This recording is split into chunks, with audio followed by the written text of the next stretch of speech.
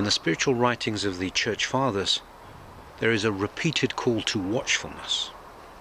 The Church Fathers use an idea of nepsis. It is a Greek word, and it comes from the idea of monitoring or guarding.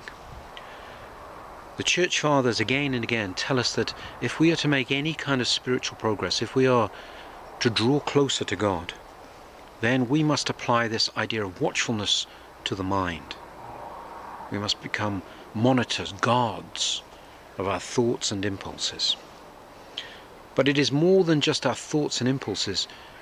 The Church Fathers tell us we must guard over the very entry to the heart and mind. Guard what we allow to enter into us. And to do this, the Church Father says we must be attentive to what we allow through all of our senses, both the physical and the spiritual senses. Now this is more than simply being alert to our thoughts. It is about watching the very beginnings, the very birth of those thoughts, the very beginning of coming into being of our impulses. We often refer back to that line in the Psalms, which so many people find troubling when they don't understand it, that we must smash the heads of the babies of our enemies on the rocks. It sounds brutal, but the enemies of the demons, their babies are the thoughts that they stir up within us, the impulses. They must be overcome while they are in their infancy. If we allow them to grow within us, then they may defeat us.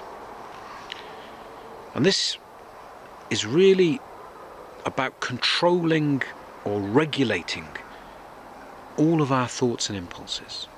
Controlling and regulating them, and controlling what we allow in to stir them up, to become the very basis of these thoughts and impulses.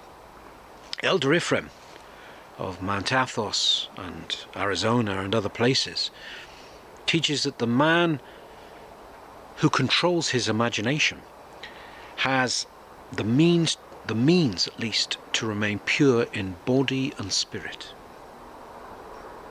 It's an extraordinary statement. If we control our imagination, we have the very means God has given us to control, to purify our inner state. Someone who attains the purity of soul and body, Elder Ephraim says, has great power in his prayer.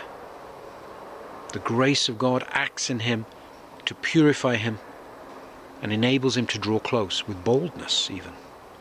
Boldness of prayer before God. The prayers of such a person become very powerful.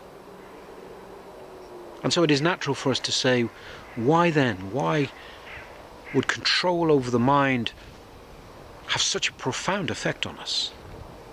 Why do the Church Fathers teach this?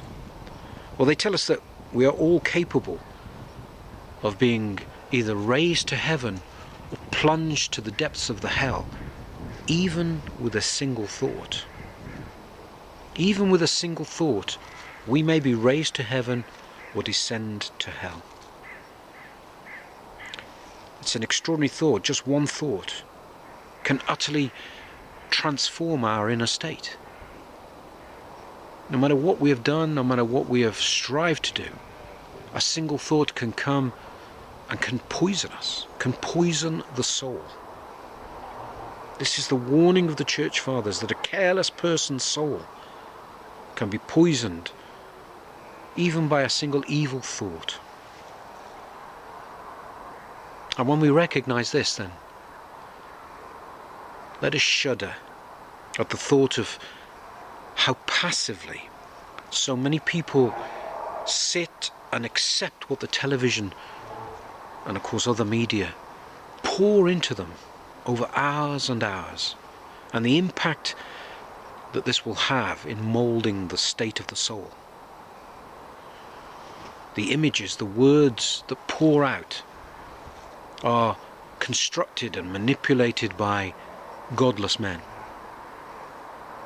It sounds a harsh statement, but here in the United Kingdom, in Great Britain, we have the BBC, which is so relentless in its objection to tradition, its rejection of Christianity, its rejection of national identity. We could go on, and these are just the obvious coarse surface symptoms of this evil. There are more subtle ways that they manipulate people. They promote LGBT and abortion and very destructive lifestyles, promiscuity, fornication, cohabitation, and on through their dramas, through their soap operas, even their comedies. And if this wasn't bad enough, let us remember that even very young children are allowed to sit and consume, to be entered into by this outpouring from such companies, from such godless people. We can only imagine the spiritual damage that this is doing, the devastation on the soul.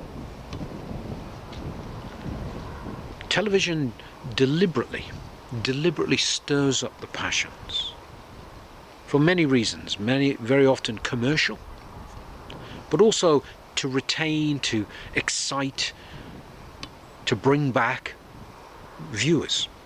It's all about the numbers. It's all about the money. They will dress it up as some kind of cultural event on occasion. But it is about money and it is about numbers. And when they stir up the passions, they will then promise or offer the promise of satisfaction of those desires. They will stir up hatred, anger, judgment, lust, and then offer ways to satisfy these passions that have been stirred. And this is a process that some people give themselves to hours upon hours upon hours every week. It is an enslavement of the very soul. An enslavement given. We give ourselves to this enslavement so freely to people who despise our faith. When we hear these things, it would be so easy to become despondent, but we are to rejoice. Let us rejoice. The Fathers teach us that when we long for God, when our hearts truly long for God and His purity, when our minds are filled with self-denial and rejection of the world, when we try to turn ourselves in this way back to God, the soul, the Church Fathers say, can be granted such grace that even we sinful creatures who are so damaged and so defiled may be permitted to approach God. It all begins, the Church Fathers say, with our thoughts and with our impulses. Depending on what kind we cultivate within us, we are either defiled or we are purified. And we are making this choice in what we allow ourselves to look at, to consume, what we choose to let our eyes and our ears be filled with. Do we let our eyes wander aimlessly? Do we allow this shouting box that shouts for the devil in our homes to fill us? Or do we let our eyes rest on holy images, on icons? Do we fill our hearts and minds with prayer and psalms and wholesome things, good music? What are we choosing to fill ourselves with? Do we have any kind of watchfulness over our senses? Do we have watchfulness over our thoughts and impulses in this way? Do we reflect and question what it is we have allowed to be stirred up, what we have chosen to be there within us? Let us read the lives of the saints. Yes, let us look on holy icons. This is how we fill the soul with good things, how we make ourselves capable of receiving God's grace. And of course, ultimately, how we may become the dwelling place even of the Holy Spirit.